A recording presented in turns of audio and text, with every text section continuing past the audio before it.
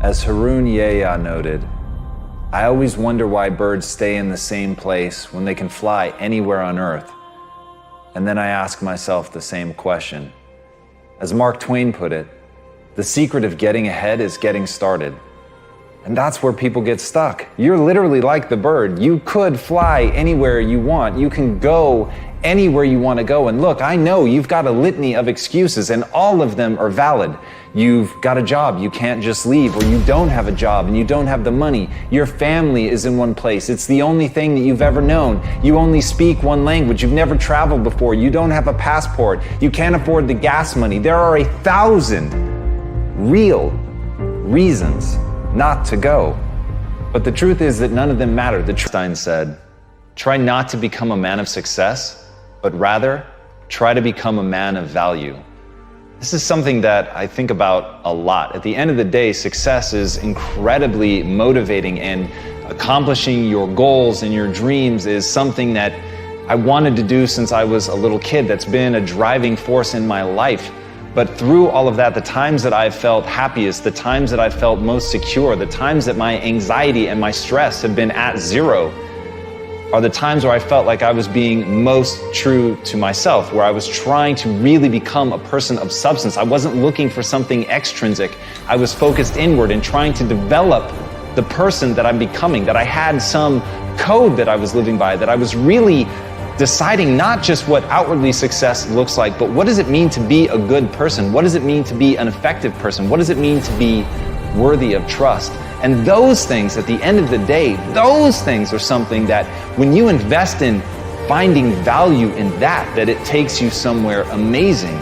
And as Bruce Lee said, knowledge will give you power, but character will give you respect. And at the end of the day, I really can't think of anything better than that. I can't think of anything that will keep me company when I'm alone, when there's nothing but silence around, when all I can hear are the sounds of my own thoughts. The only thing that is going to bring me or you comfort is respect, is self-love, is knowing who you are really and knowing that you're true to that even when nobody's looking. And that concept, that notion of having a guiding light, a principle, something by which you steer by, that you are always true to, and that in your moments of stress, chaos, confusion, of desire, that in your moments of deepest desire, that you're still true to that, that all you think about is that North Star of being that person that you want to be. When you let that be your guiding light, when you stay true to that, nothing can hurt you. Because nothing will be able to make you feel badly about yourself.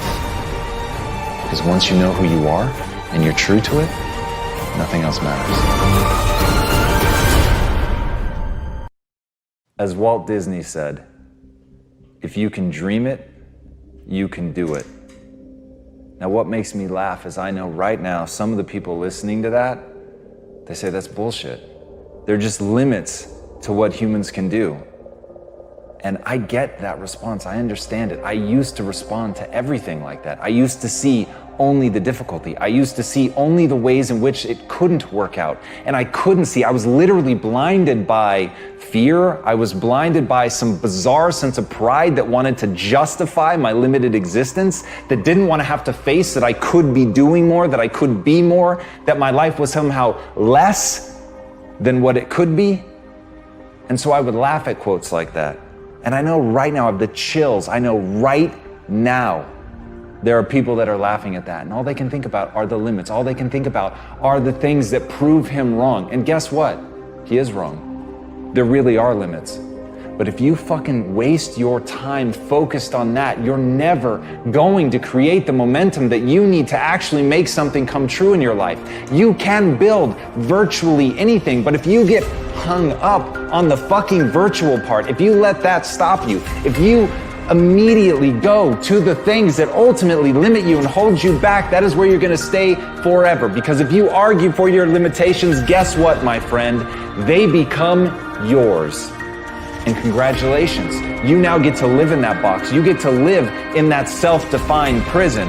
But if, like Teddy Roosevelt said, instead of that, you keep your eyes on the stars and your feet on the ground, and you don't act like somebody who can't see that, sure, the rubber meets the road. It is that moment of doing And so if instead of rejecting it because your feet must stay planted on the ground, remember that in keeping your feet on the ground, that's the moment of action. That's the moment of doing something about it. That's the moment of seeing the fucking possibilities and then moving, doing something, making it real. So right now, give up on those weird mental mechanisms that make you actually want to fight for the things that aren't possible, to get people to believe in it, to get people to understand why. Truth about getting great. It takes time and dedication.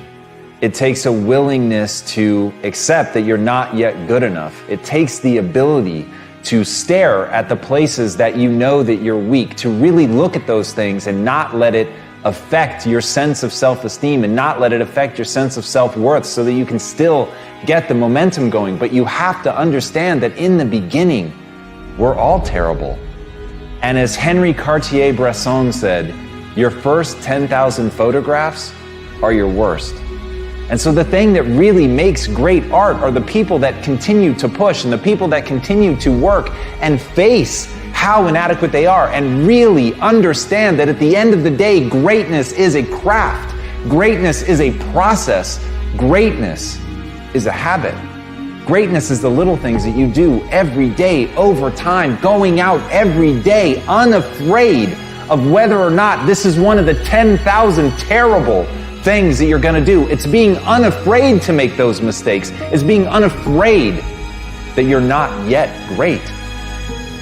And as Marianne Radmacher said, courage doesn't always roar.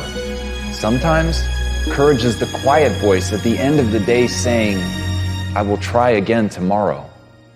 And that's it. If you want to be great, that's what you have to do. You've got to get up again tomorrow. You've got to be willing to face another day. You've got to be willing to accept that you've got to get through the bad ideas before you can get to the good. You've got to understand that you have to start as an apprentice. You have to start as a person going and getting tea, and you have to accept that that's the job that you should be playing, that you should be working for somebody else. You should be looking up to somebody else and seeing what they can teach you, because what you know is that you're there to learn. What you know is that you're there to get through the 10,000 bad photographs that you need to get through to ultimately achieve greatness. And if you make the catastrophic error that so many make, to try to tell the world that you're extraordinary today, to try to get the world to follow you and look up to you and think that you're something today. Because the people that really win are the ones that invest today, the ones that listen today, the ones that spend every ounce of their energy amassing mastery, getting better every day, working their asses off to improve their skill set, to relentlessly look at the things that they're not doing well, to understand that they have to break themselves down and get rid of all of their ego before they can really find greatness. Those are the people that we remember.